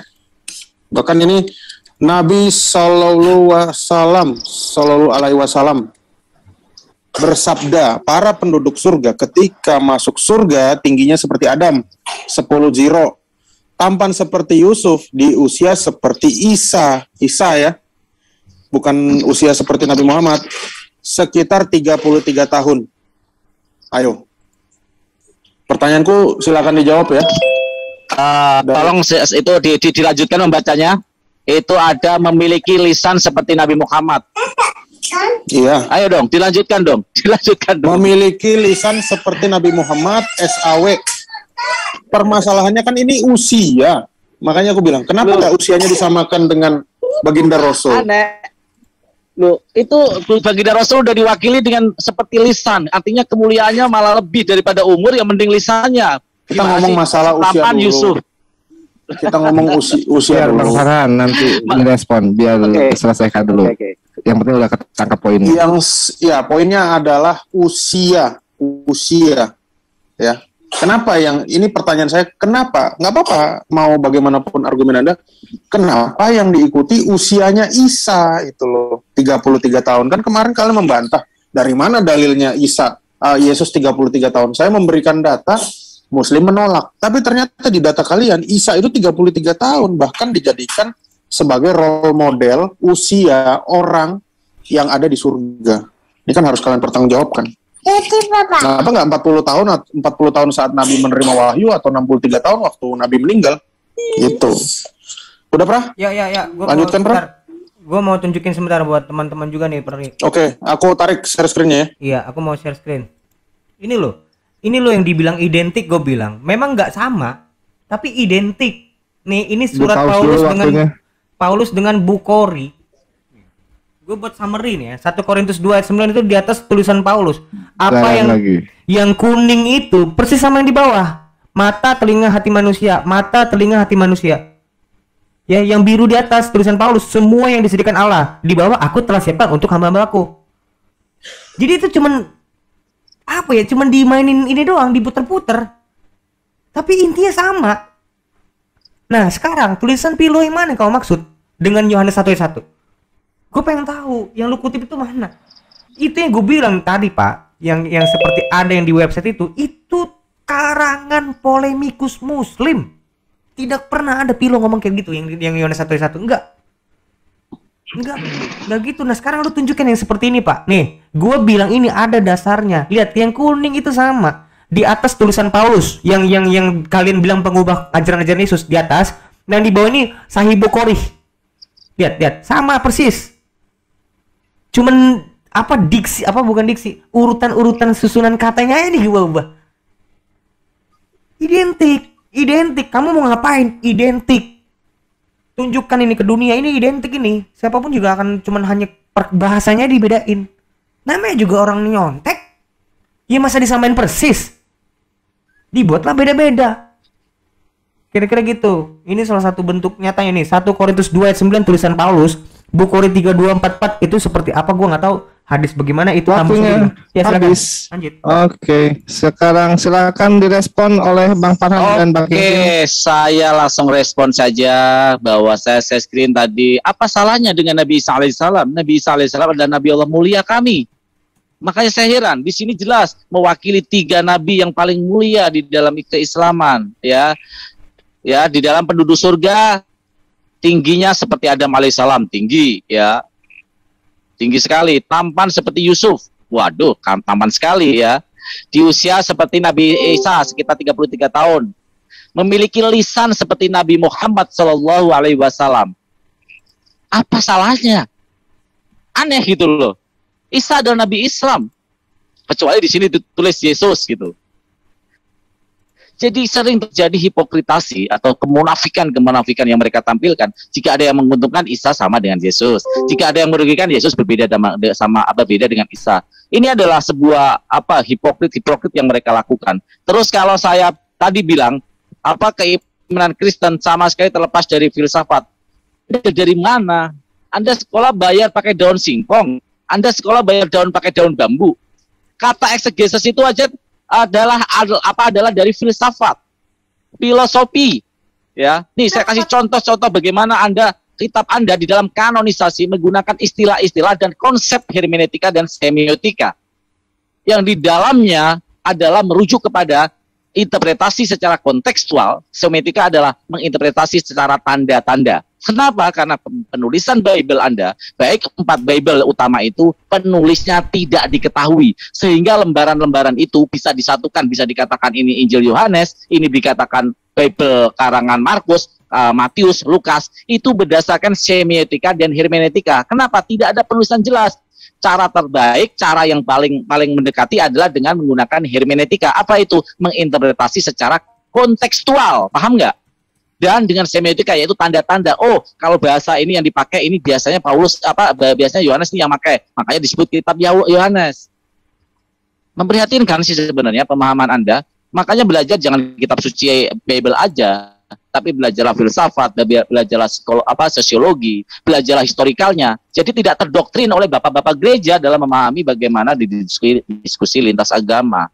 Nah, kalau kata menggunakan narasi Philo, tadi sudah saya bacakan bahwa di situ secara perkataan dan secara pengucapan, makna secara ruh, ya, di dalam Yohanes 1 ayat 1 itu jelas menggunakan platonis, himne platonis. Anda mau membantah, banyak bukti-buktinya sudah.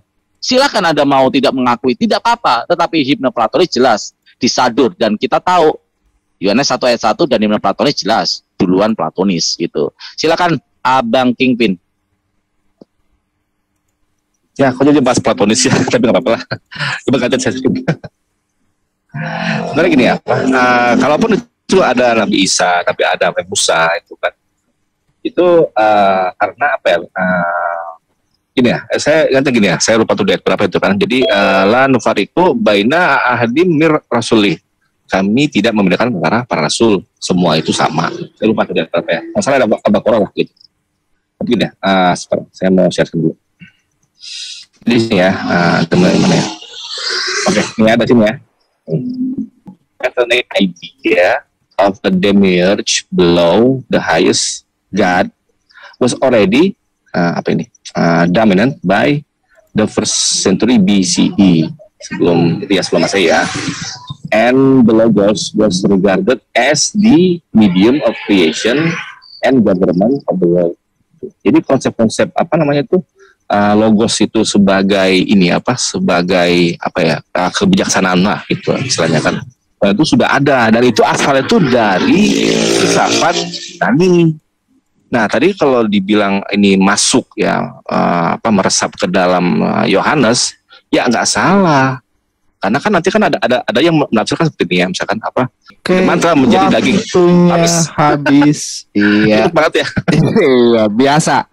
Bagi yang sedang berbicara tentang waktu itu tidak terasa ya Bang Kingpin, tapi sudah dipaparkan dengan sangat bagus. Nanti kita serahkan kepada para netizen pemaparan siapa yang lebih mengedukasi ya terkait dengan karakter para penghuni surga, dan nanti biar netizen yang menilai apakah surga itu lebih diminati sebagai tempat atau hanya sebagai suatu situasi gitu ya, biar para netizen saja nanti yang memilah dan memilihnya.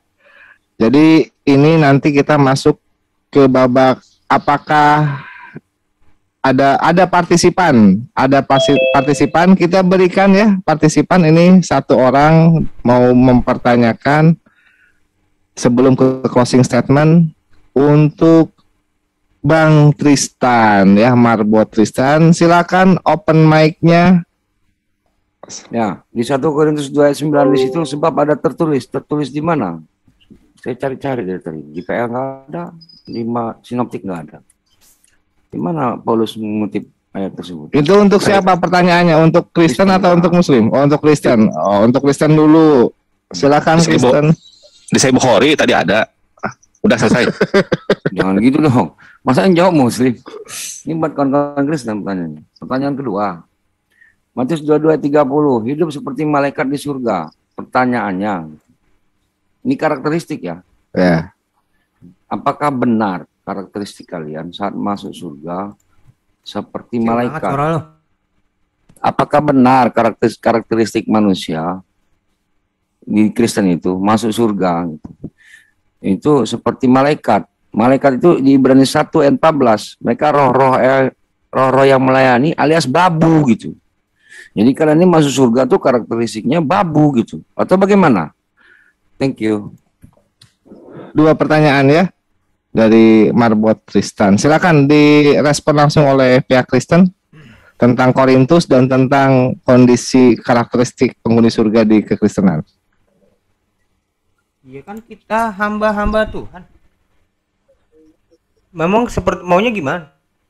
Memang seperti itu kok. Makanya kita di surga itu masih tetap beribadah, masih menyembah Dia. Nah, kamu beda. Memang kamu sekarang udah setara sama ilahmu, nggak lagi beribadah, nggak lagi nyembah. Justru saya bingung sama kamu. Di mana keilahianmu itu nanti di surga? Setara kok. Loh, kalau kita tetap memang benar. Memang ada membuat di surga itu jadi nggak jadi hamba. Karena udah di surga berarti udah nggak hamba lagi. Memang ada konsep seperti itu. Kayak mau dibilang babu, majikannya siapa? Tuhan. Gitu. Hanya seperti itu. Ya, lanjutin tentang 1 Korintus itu gue belum cek tuh. Gue misalnya belum gue cek tuh di mana di Taurat di berapa. Mungkin kayak pas yang tahu 1 Korintus tertulis di mana katanya. Silakan, Bro kayak pas. Ya, ini pertanyaan menarik ya, dan aku menunggu-nunggu pertanyaan ini ya. Ini dikutip dari mana? Cuman aku menunggu dari teman-teman Muslim kira-kira inspirasi Nabi Muhammad mengucapkan ayat itu dari mana. Itu. Ini aku jelaskan dulu ya. Di dalam Septuaginta itu ada kitab namanya Anaginus Komena yang juga menjadi kanon kami, tapi tidak dipakai oleh saudara-saudara Protestan ya. Nah, itu tertulis di dalam buku itu, kitab itu. Saya akan menyebutkannya cuma nanti di akhir diskusi. Karena apa? Karena nanti kalau saya sebutkan kalian juga nggak bakal ketemu, karena Anaginus Komena itu tidak ada di ini. Itu hanya ada di Septuaginta gitu. Nah, tampilkan dong, saya tampilkan. Jangan asumtif, tampilkan. Loh, tenang, saya pakai data. Nah, menariknya datanya. Terus kalau saya nggak pakai data terus tadi. Pertanyaan kedua tadi apa ya? Pertanyaan kedua. Apakah kondisi ya karakter penghuni surga di Kristen seperti babu gitu? Oke. Karakter penghuni surga yaitu saya sudah pernah menjelaskan bahwa manusia ini adalah makhluk yang paling mulia yang diciptakan Tuhan ya. Tidak mungkin ada yang lebih mulia lagi. Karena apa? Karena manusia diciptakan menurut gambar dan rupa Allah. Itu. Dalam satu diskusi, Farhan mengakui bahwa ini juga ada dalam hadis. Manusia diciptakan menurut gambar dan rupa Allah. Diskusi dengan saya dengan Farhan dan Ustadz Alwan tempo hari ya. Nah, lucunya kalau kita dianggap sebagai babu, jelas tidak, karena malaikat itu adalah derajatnya jauh lebih rendah daripada manusia. Dan semua orang-orang nanti yang masuk surga itu semua bercahaya seperti matahari, bersinar seperti matahari. Itu ada di dalam kitab Matius kalau tidak salah ya. Dan semua itu tetap konteksnya menyembah Tuhan. Kita ini memang kita nggak mungkin bisa mencapai posisi sederajat dengan Sang Pencipta, jelas tidak, karena kita adalah ciptaan. Biar bagaimanapun kita adalah abdul atau hamba Allah gitu. Saya gunakan itu biar teman-teman Muslim lebih familiar ya. Nah, posisinya yang kami jelaskan, kami sebagai manusia ini tetap konteksnya adalah beribadah. Kami menganggap Tuhan itu tetap Tuhan. Sang Bapa tidak akan bisa dilihat oleh siapapun. Yang bisa kita lihat hanyalah Sang Firman itu sendiri yang telah menambahkan kodrat kedagingannya. Itulah yang kita bisa lihat, karena itu ada nas yang berkata, kejarlah kekudusan, karena tanpa kekudusan tidak ada seorang pun yang melihat Tuhan. Ya, tidak ada seorang pun yang melihat Tuhan.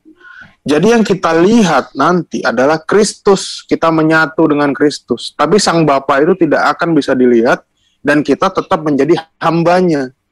Kita tetap beribadah, dan ibadah itulah adalah fitrah dari ciptaan. Tidak seperti teman-teman Muslim di mana surganya sudah tidak mengenal ibadah di sana. Jadi kalau sudah tidak ada mengenal ibadah, levelnya juga tidak ada yang bisa menjamin. Apa yang kalian mau, bebas gitu. Nah, ini saya lanjutkan lagi kalau boleh, masih ada waktu ya. Aku boleh share screen. Ini ada di dalam Kisah Para Rasul 11 ayat 9. Ya. Apa yang dinyatakan halal oleh Allah tidak boleh engkau nyatakan haram. Ini nggak cocok lagi dari mana-mana ya. Ini kami dapat sendiri nih. Ini juga mirip sama seperti yang ada di dalam At-Tahrim ayat 1. At-Tahrim ayat 1. Jadi bukan hanya hadis saja yang mengcopy dari tulisan Paulus, namun surat At-Tahrim ini juga. Ya. Mengapa engkau mengharamkan apa yang dihalalkan Allah bagimu? Mari kita berpikir. Lanjut, Prade.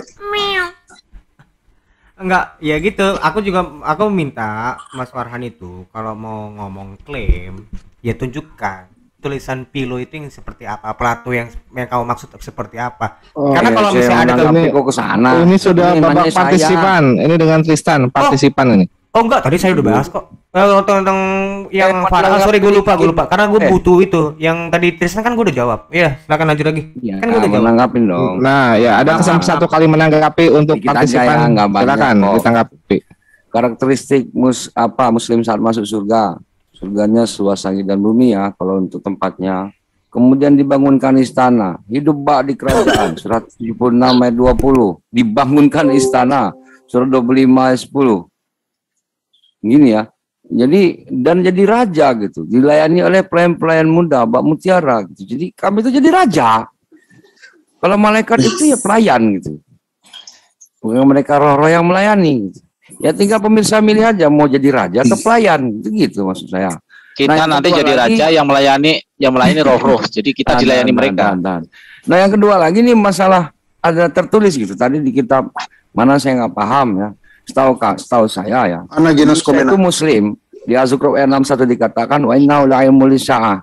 Jadi wajar saja Kristen ini tahu tentang surga dan neraka. Walaupun mereka bukan Nasrani, saya rasa saya pernah baca di Nazarean itu The Lost Gospel. Gospel yang hilang. Ada yang nyolong. Siapa yang nyuri? Ya nanti kita adu literasi. Paulus. The Lost Gospel itu mendapat ya? Ada ya? Ya belum. Ya namanya The Lost. Ya. Makanya sebab ada tertulis. Kenapa kalau Mana ini saya bingung ini. Ya silakan aja nanti di akhir katanya di akhir ini mau menunjukkan. Gitu loh. Karena Nabi Isa sendiri memang mengajarkan tanda kiamat, mengajarkan surga neraka gitu. Begitulah. Terima kasih. Ya, kita masih tunggu nanti. Mau ditanggapi sekali lagi oleh pihak Kristen dan nanti kita ke closing statement. Oh, cuma satu? Atau iya, cuma satu ini yang raise. Pihak Kristen belum nanya, pihak Kristen belum. Pihak Kristen nggak ada yang raise. Nggak ada yang raise pihak Kristen. Ini mau ditanggapi nggak? Respon dari Bro Tristan tadi? Nggak, kalau gue nggak ada. Bentar. Kristennya nggak ada nih. Ini ada kok. Banyak. Ayo dong, Kristen nanya dong. Masa nggak mau nanya? Ayo tanya. Iya nanya dong. Ini narasumbernya ini jarang-jarang loh. Iya loh, Bobby. Saya tampil jarang loh. Ayo tanya saya. Moderatornya yang jarang-jarang moderatornya. Oh iya benar. Ini salah satu Muslim favorit aneh. Gak ada yang berani nanya ya? Profesor Asumsi. Kalau Segen bertanya sama narasumber, boleh bertanya sama moderator untuk Kristen. Jadi ini udah ya, kita langsung lanjut aja ke closing statement. Tapi untuk closing statement kita mulai dari pihak Kristen. Silakan untuk closing statement yang lebih mengedukasi lagi kepada para netizen. Ya terima kasih teman-teman MMCI, khususnya moderatornya yang keren nih, Profesor Asumsi ya, sama penanya yang saya gemari ini, Tristan. Diskusi pada malam hari ini ya memang sebetulnya kurang apa ya? Mungkin kurang mendalam karena tadi banyak debater Muslim yang justru menanyakan hal-hal di luar, tidak fokus kepada intinya gimana. Cuma kalau saya simpulkan ya sesuai dengan premis saya di pembukaan tadi bahwa memang ke surga kita berbeda, Tuhan kita berbeda, segala macam apa yang kita imani juga berbeda. Namun yang jelas pasti ada salah satu yang salah. Namanya juga salah satu ya, pasti salah satu ada yang salah. Entah dia indikasi meniru, entah dia indikasi memplagiasi.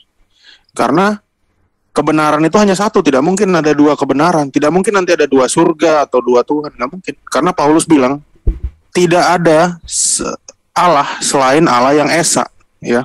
Mungkin bahasa 1 Korintus 8 ayat 4 itu mungkin bahasa Arabnya la ilaha illallah mungkin ya. Nah, jadi di dalam diskusi pada malam hari ini saya berterima kasih kepada teman-teman. Mungkin nanti bisa kita lanjutkan lagi bahwa kita mendapat pengetahuan bahwa banyak hal yang kita memiliki kemiripan. Cuma kita mungkin tidak bisa menerimanya secara serta-merta. Gitu. Nah, apalagi yang mau saya sampaikan? Yaitu surga, saya tekankan lagi kembali bahwa surga kekristenan itu adalah konsepnya gereja. Gereja itu tidak hanya di dunia ini, namun dia juga ada di akhirat nanti.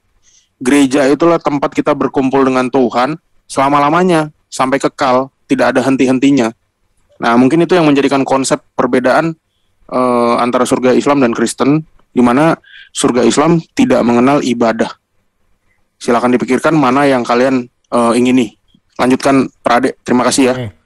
Ya, terima kasih buat moderator yang memimpin acara ini dengan baik. Saya rasa cukup baik.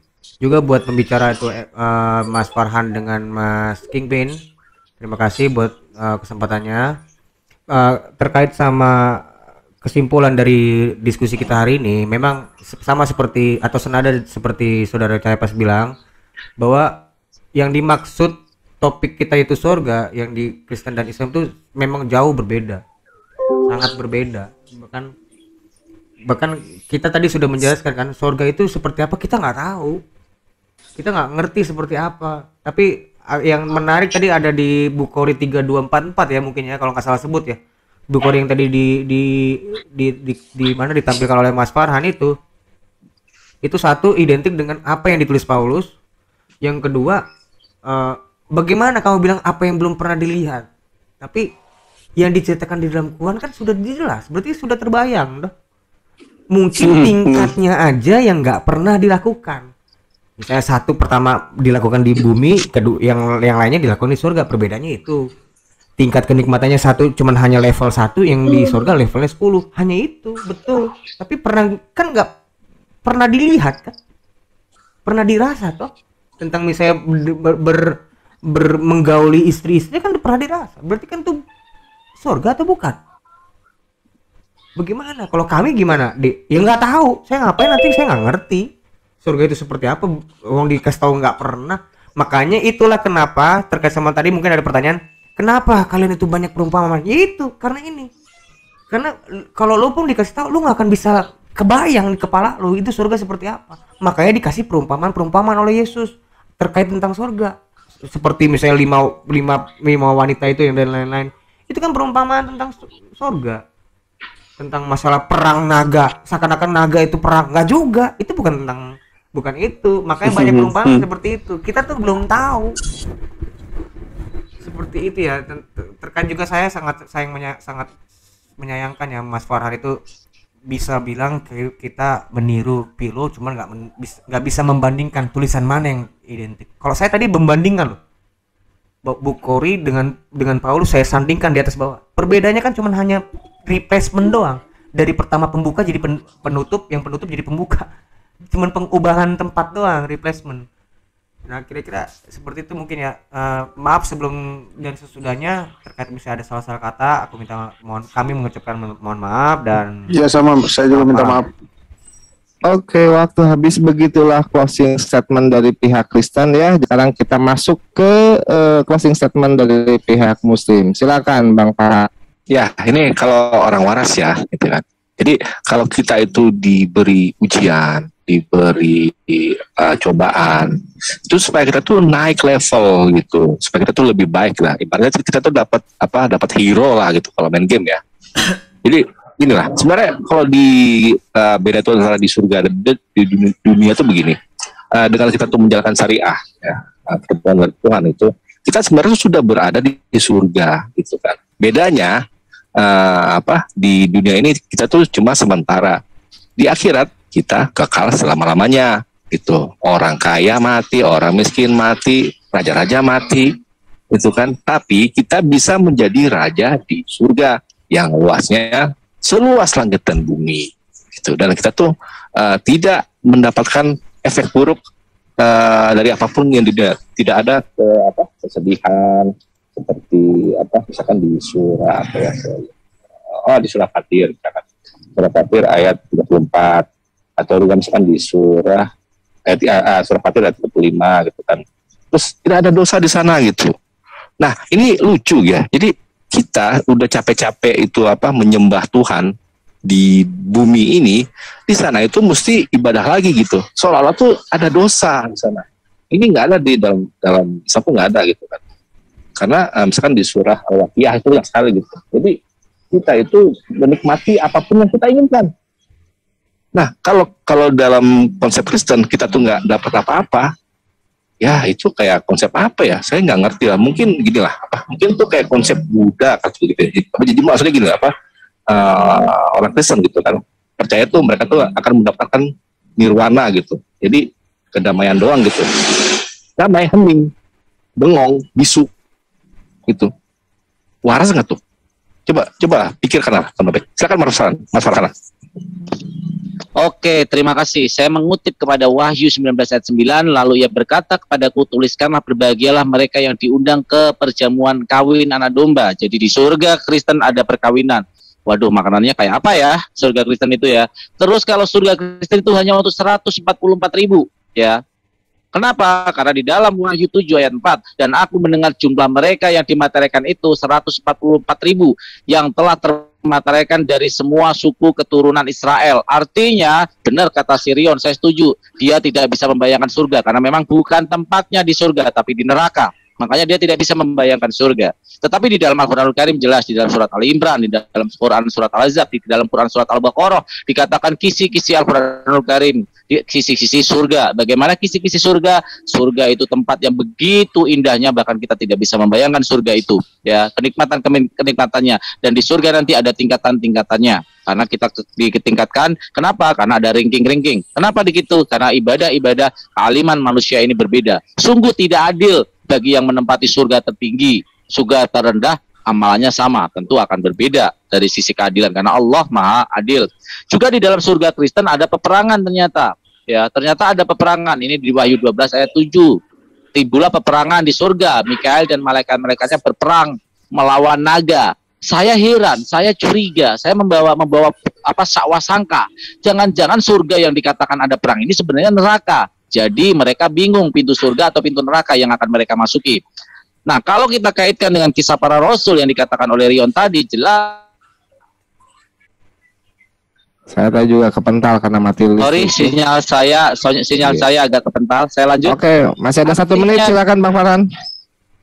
Oke, artinya di sini ketika di sana ruh-ruh itu melayani, jangan-jangan saya membawa wasangka lagi bahwa mereka menjadi ruh untuk melayani. Kami di dalam Al-Qur'an Karim dikatakan kami sebagai raja-raja nanti di akhirat. Kami dilayani. Apa yang terbesit di dalam hati maka itu akan muncul menjadi kenyataan. Jangan-jangan mereka akan melayani kita, ya. Itu ada di dalam kisah para rasul bahwa mereka seperti malaikat. Sedangkan di dalam kisah para rasul ayat lainnya dikatakan ruh seperti ruh yang melayani. Nah, kalau kita kaitkan seperti ini, maka berbahagialah kita sebagai umat Islam dijanjikan jannah dan surga yang begitu luar biasa, kenikmatan yang luar biasa. Seperti yang saya katakan di opening statement bahwa surga adalah sebagai reward bagi kami, bagi umat Islam yang telah beribadah dan tunduk kepada perintah-perintah Allah Subhanahu wa taala. Sehingga ketika kita mendapat reward, tentu apa yang kita lakukan di dunia akan dibalas di dalam akhirat dengan kenikmatan yang tidak terbatas. Apa yang ada di dalam Al-Baqarah dikatakan bahwa kenikmatan yang kalian terima akan berkali-kali lipat. Terima kasih. Wabil taufik wal hidayah. Wassalamualaikum warahmatullahi wabarakatuh. Waalaikumsalam warahmatullahi wabarakatuh.